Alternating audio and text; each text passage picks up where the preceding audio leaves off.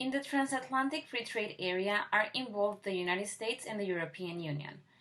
The treaty is still into negotiation, and according to the economist Hassan Lee, it will be finished until 2019 or 2020. The treaty aims to cut non-tariff barriers, legalize trade in services, and move to regions much closer to regulatory harmonization.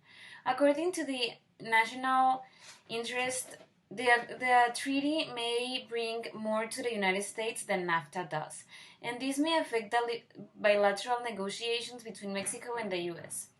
Benefits that this treaty has created are the creation of new jobs and the incrementation in the levels of trade. An improvement that we could recommend is to recognize their respective rules and regulations. Also, Mexico is part of the economic cooperation with Asia-Pacific countries. It is a forum for economic cooperation among countries in the Pacific Asia. This is the main forum for facilitating economic growth, technical and economic cooperation, facilitation and liberalization of trade and investment in the Asia-Pacific region. It was created in 1989 to promote economic growth and prosperity and to strengthen the community of this region. This economic cooperation is made up of 21 countries.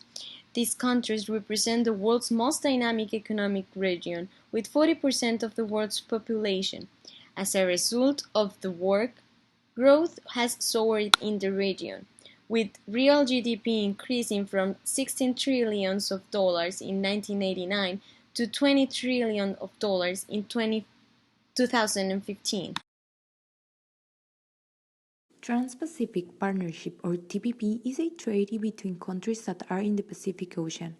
Mexico is part of this treaty. It was incorporated in December of 2012 and the negotiations conclude on October of 2015.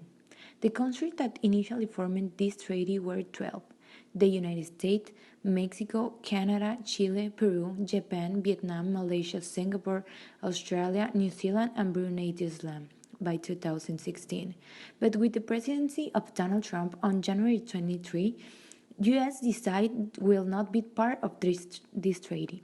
This agreement proposes to improve the access to new markets by reducing and eliminating the tariff and non-tariff barriers to trade between goods and services. The Free Trade Area of the Americas was an attempt to create a neoliberal free trade agreement that expanded the North American Free Trade Agreement to every country in North America, Central America, South America, and the Caribbean, except Cuba. Negotiations began right after the signing of NAFTA in 1994 and were supposed to have been completed by January 1st of 2005, but it was never signed. This agreement would include mainly the elimination of agricultural and industrial tariffs, the liberalization of trade in services, investment flows, and the opening of government procurement, as well as ambitious intellectual property disciplines. It will definitely hit more on the not-so-developed countries due to the scope this treaty is trying to get, such as mainly agricultural countries. In my opinion, it is too hard to develop this kind of treaty between these countries since there is too many differences between them. Maybe not extending the treaty too much and getting less of the agricultural elimination of tariffs because most of the countries didn't want that, such as Brazil, and that was one of the reasons that it never happened.